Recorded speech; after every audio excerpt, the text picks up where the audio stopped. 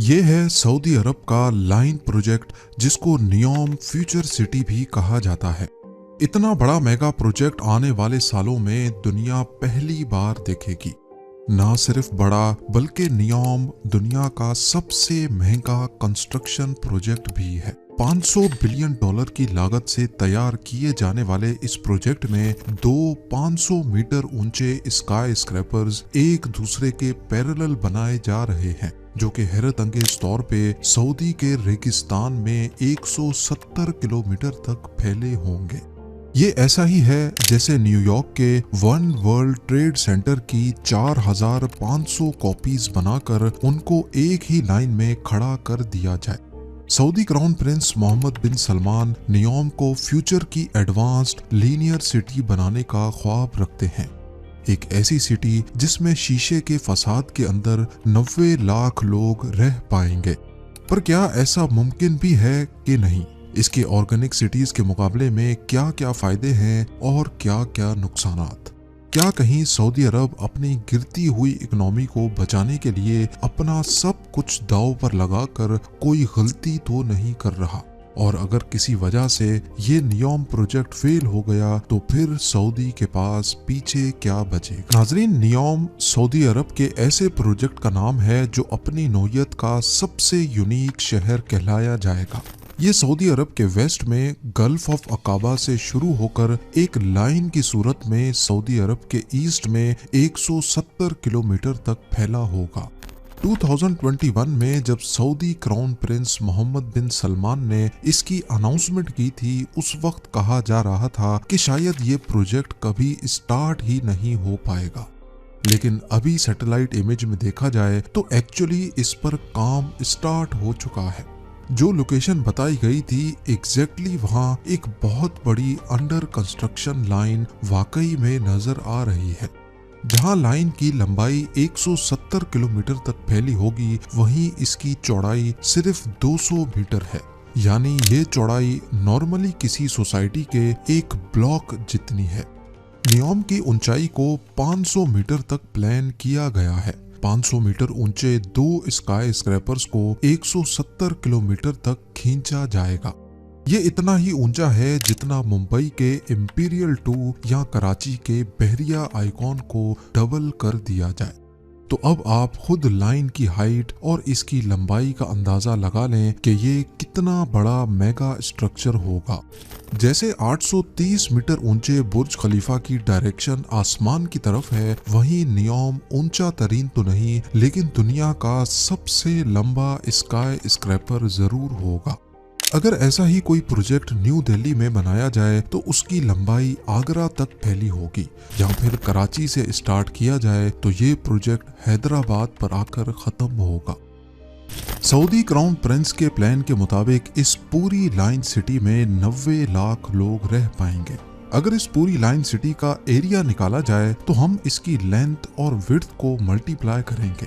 170 kilometre की length और 200 metre या 0.2 किलोमीटर्स की विड्थ, तो ये बनता है सिर्फ और सिर्फ 34 स्क्वायर किलोमीटर्स।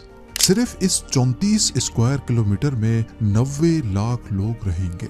यानी एक स्क्वायर किलोमीटर में 2,64,705। इंडिया के 1 करोड़ 20 लाख आबादी वाले मुंबई का एरिया 603 स्क्वायर किलोमीटर है। यानी यहाँ 1 स्क्वायर किलोमीटर में 19,900 लोग रहते हैं, जो कि नियोम की पॉपुलेशन डेंसिटी का सिर्फ 7.5% है। अगर दुनिया की सबसे बड़ी सिटी टोक्यो की एग्जाम्पल ली जाए तो यहाँ 1 स्क्वायर किलोमीटर में 6,380 लोग रहते हैं, जो नियोम के मुकाबले में सिर्फ 2.4% है। अब ये बात तो साबित हो गई कि एरिया के हिसाब से नियोम बहुत ज्यादा ऑप्टिमाइज्ड प्रोजेक्ट है, जहां कम जमीन पर ही ऑर्गेनिक सिटीज के मुकाबले में काफी ज्यादा लोग रह पाएंगे। यानी जो काम 500 से 600 स्क्वायर किलोमीटर के शहर में होना था, वहीं ये काम सिर्फ और सिर्फ 34 स्क्वायर किलोमीटर में पूरा हो रहा है। इस बात में कोई शक नहीं है कि सऊदी प्रिंस की ये प्लानिंग बेशक बहुत पॉजिटिव है। जिस स्पीड से दुनिया की पॉपुलेशन बढ़ रही है, नियोम जैसी प्री प्लान्ड सिटीज ही फ्यूचर में बाजी ले पाएंगी, क्योंकि इसमें ऑर्गेनिक शहरों के मुकाबले में ज्यादा लोग बहुत कम रिसोर्सेज पर रह पाएंगे। इनको जल्दी भी बनाया जा सकता है और काफी ज्यादा सस्ता भी। इस किस्म की सिटीज को लीनियर सिटी कहा जाता है, क्योंकि नियोम एक प्लान्ड लीनियर सिटी है। इसी वजह से इसके काफी फायदे भी हैं। जैसा कि नॉर्मल सिटीज में रिसोर्सेज काफी जाया होते हैं, लेकिन लीनियर सिटी में सब कुछ प्लान्ड होने की वजह से रिसोर्सेज का लॉस ना होने के बराबर होता है, जिससे ऑपरेटिंग कॉस्ट भी कम हो जाती है।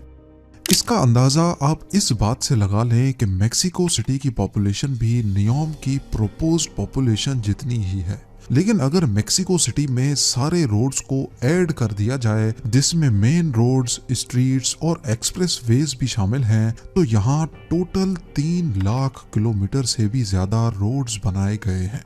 इस रोड नेटवर्क को वन पीस में बनाया जाए तो ये अर्थ के 7.5 चक्कर लगा सकता है। इसके मुकाबले में सेम पॉपुलेशन वाले नियोम में सिर्फ 170 किलोमीटर का रोड नेटवर्क होगा।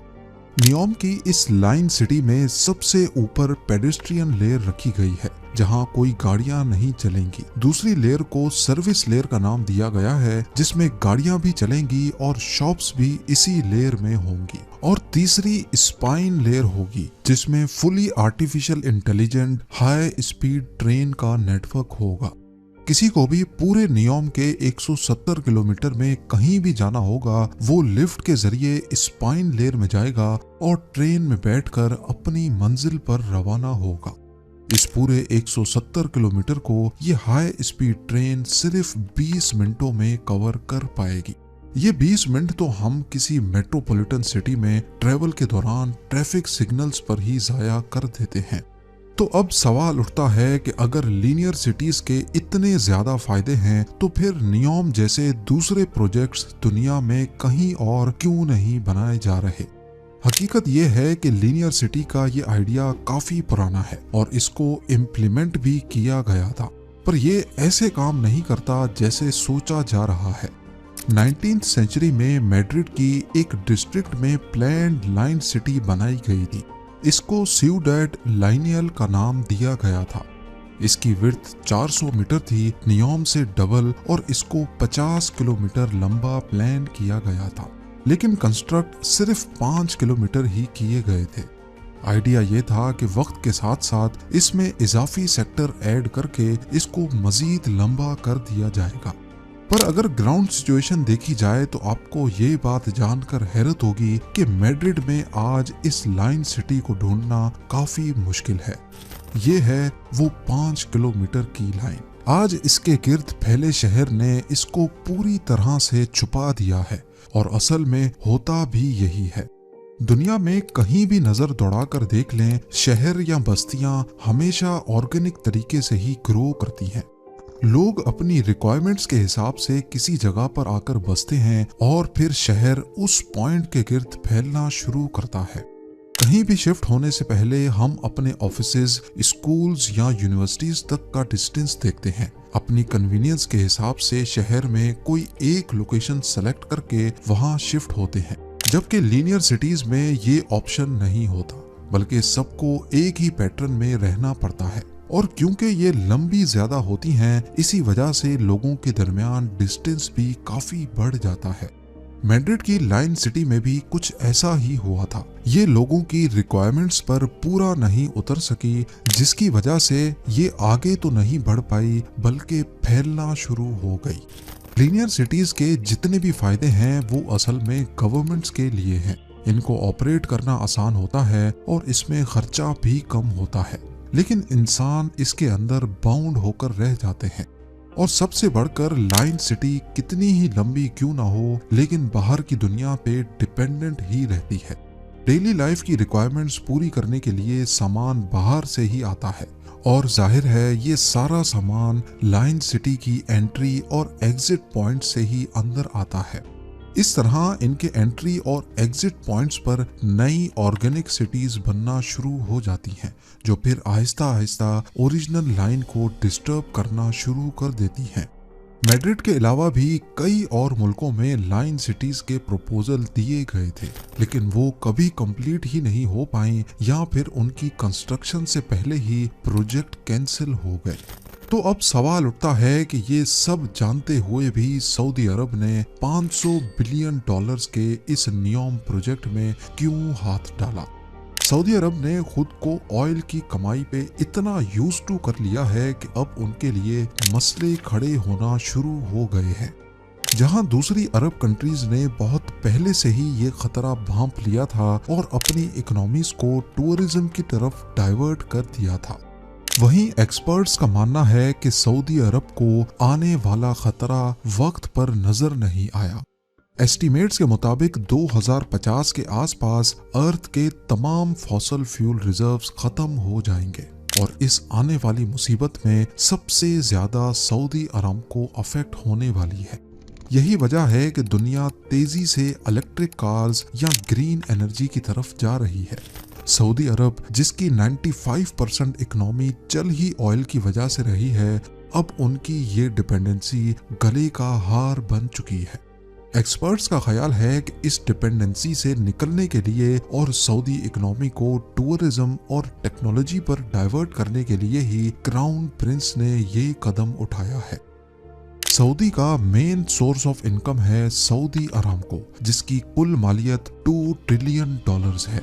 पर ये पैसे तो ऑयल कंपनी की वर्थ है जो इनको हर साल $120 बिलियन का प्रॉफिट जनरेट करके देती है, जिसमें से करीब 70 बिलियन तो कंट्री के खर्चों में बजट की सूरत में चले जाते हैं। पीछे बचते हैं $50 बिलियन। यानी अगले 10 सालों तक अगर यही प्रॉफिट बरकरार रहा, तब जाकर सऊदी नियोम के $500 बिलियन का खर्चा बर्दाश्त कर पाएगा। और अगर किसी वजह से ये प्रोजेक्ट फेल हो गया तो फिर सऊदी अरब के पास अपनी इकोनॉमी को डाइवर्ट करने का, दूसरे इनकम रिसोर्सेज ढूंढने का वक्त नहीं बचेगा। आपका इस बारे में क्या ख्याल है, मुझे कमेंट सेक्शन में जरूर बताइएगा। आप लोगों के प्यार भरे कमेंट्स का बेहद शुक्रिया। मिलते हैं अगली शानदार वीडियो में।